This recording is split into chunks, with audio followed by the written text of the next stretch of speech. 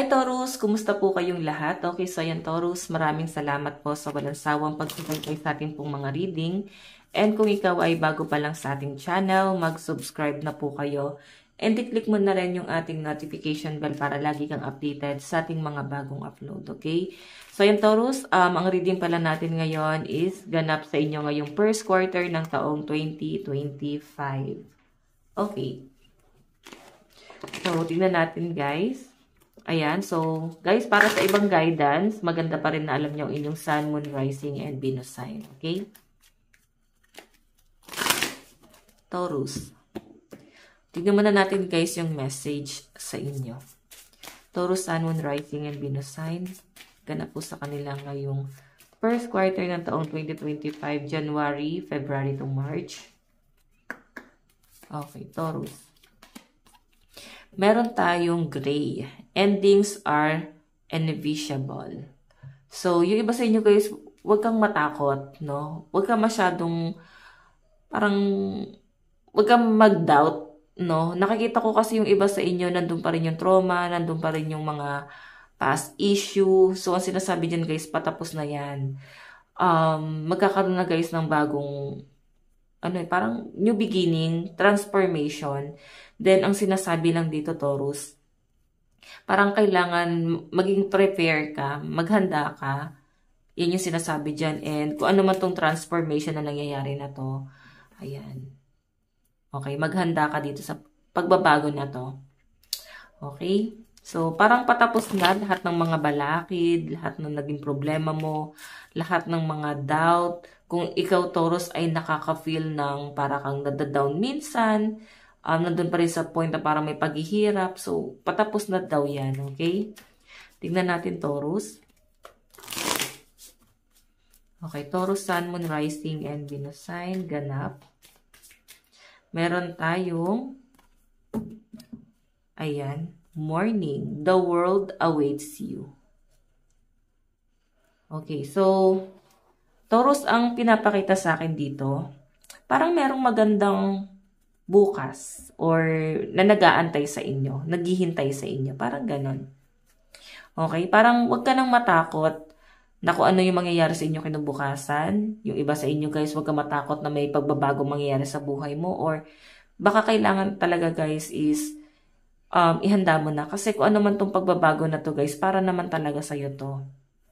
Kalimutan mo na yung old cycle kasi nandito ka na sa new cycle ng buhay mo, Taurus.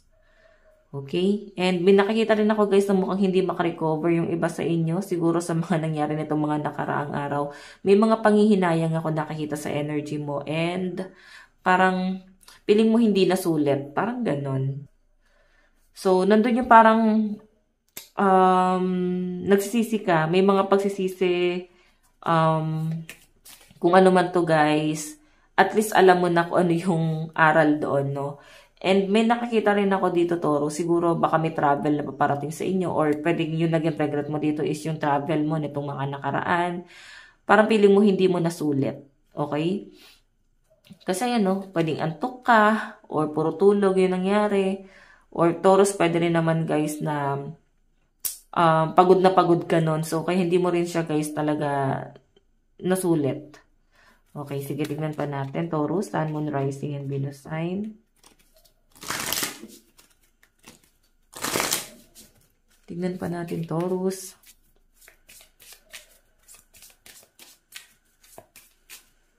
Meron tayong stars. You can manifest your every wish. Ayan. Yung iba sa inyo guys, ayan, try mo din daw mag-manifest ngayong full moon. Applicable siya ngayon sa energy mo ngayon kasi talagang ikaw ay nando sa spotlight. Malakas yung energy mo. And yung sun mo is parang nakatutok sa'yo. Okay? So, ayan. Baka iba sa inyo guys talagang yung ambience mo is parang open siya. Kaya mas maganda talaga siya sa manifestation. Like, parang may tawag dito guys. Parang may rooftop or kung may terrace kayo. At least guys, nakakapag-manifest ka din yung usok ng mga minamanifest mo. Baka hindi nakakaintindi na. So, yung pagmamanifest kasi guys, ito yung mga isusulat mo lahat ng mga ninanais mo, pero i-claim mo na yan, then susunugin mo yon, okay? Then hayaan mo na yung usok nun is parang umakyat siya. Kaya parang kailangan sa open area mo talaga siya, guys, ginagawa. Okay? So, sabi ko sa inyo, guys, pwedeng applicable sa inyo kasi may open area naman sa inyo. Okay? So, ayan, no? Manifestation. Tingnan mo. Ayan yung mga star. Open na open para wala silang bubong, di ba? Sige, tingnan pa natin, Taurus. So, ayan, guys.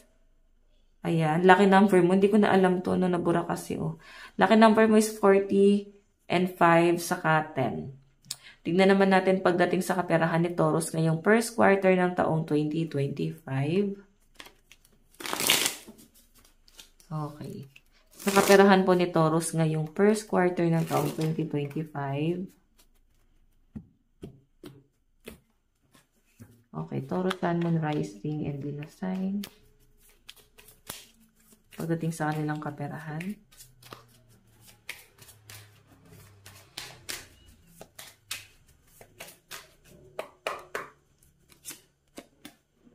High Priestess. Okay, wow. Actually, yung iba sa inyo, pwede meron kang talent na ine-enhance. Pero hindi ka nagmamadali dito, no? Kumbaga, parang binabagal-bagalan mo siya. Or pwedeng kinakapa-kapa mo pa tong bagay na to. Pero hindi ka nagmamadali dito. Inaaral mo pa. Ganun yung pinapakita sa akin, Taurus. And meron tayong 8 of Cups. Okay, so ano man din daw yung... Parang kung ano yung ambition mo talaga is parang tatalikuran mo na siya. Kasi parang pili mo hindi ka naman, guys, nagiging ano doon, successful. So meron kang ibang i-pursue. Pwedeng meron kang bago madidiscover na parang, ay, pwede ako dito. So parang itatry mo siya. Or meron ka rin i-enhance na skill. Okay, na pwede mo, guys, pagkakitaan. So, patungkol to, guys, sa, ano, parang side hustle. Okay, pagdating sa pera, the world, meron ako nakitang travel. Pwede may travel na paparating. O pwedeng pag-iipunan mo kasi meron nga kayong paparating na outing. Or baka biglaan na outing, travel, ganyan. Pwedeng sa summer. Ayan, ang layo pa ng summer, pero parang paghahandaan nyo na to, guys. Okay, sige, tignan pa natin, guys, pagdating naman sa inyong love life, pagdating sa love life ni Taurus. Sa love life po ni Taurus. Meron tayong Page of Cups. Alam mo, parang bago na pa rin ang bago yung nararamdaman sa ilang person mo. Like, mahal na mahal ka pa rin, hindi ka pa rin kayang bitawan, nandun yung selos. Ganyan yung pinapakita sa akin, guys. Okay, tignan natin. Taurus, pagdating sa love life ni Taurus, King of Cups. Ayan, no? And ramdam mo rin naman din, guys, na yung pagmamalasakit ng person mo sa family nyo, kung may family kayo. Or pwedeng may plano talaga siya na parang pakasalan ka or bumuo na kayo ng pamilya. Yan po yung pinapakita, the Fool. New beginning din, guys, yung the Fool, no? Maganda yung relationship nyo ngayon ng person mo sa mga in relationship dito, guys. Ang ganda ng nakikita kong bagong simula sa inyo. So, sa mga single naman dito, guys, kung nag-expect ka pa rin sa past person, ayan, nakikita ko na parang makikipag-reconcile siya sa inyo ngayong first quarter. Kasi kung may mga anak kayo, guys, pwedeng isa yun sa dahilan kung bakit hindi ka kayang let go ng person mo. Kasi may nag-uugnay sa inyong dalawa. And ayan, new beginning, so mataas ang chance na parang may pagbabali ka na mangyayari. So sa mga single naman, guys, na parang hindi na nag-expect sa kanilang past person, ayan, meron ako nakakita ditong kababata nyo ata to na gustong manligaw sa inyo. Ayan. Okay. Sige, tingnan naman natin, guys, sa inyong trabaho. Sa trabaho naman po ni Taurus. Sa trabaho po ni Taurus, Spirit Guide. Meron tayong Page of Cups. Meron tayong Hierophant. And Knight of Pentacles. So, nakikita ko naman sa mga Taurus na parang ine-enjoy naman nila. Nandun ka sa point na parang sobra ka sa pagiging, parang sa pagiging workaholic. Parang inspire yung energy. Ganyan yung sasagap ko sa inyo. Kasi pwedeng may nagpapamotivate sa inyo or pwedeng may dahilan para sipagin ka magtrabaho. Yun yung pinapakita sa akin dito, guys. So, wala naman ako nakakitang any negative na ganap sa inyo ngayong sa trabaho, sa first quarter. Kasi nandun yung pagsusumikap at yung pagiging, workaholic, no?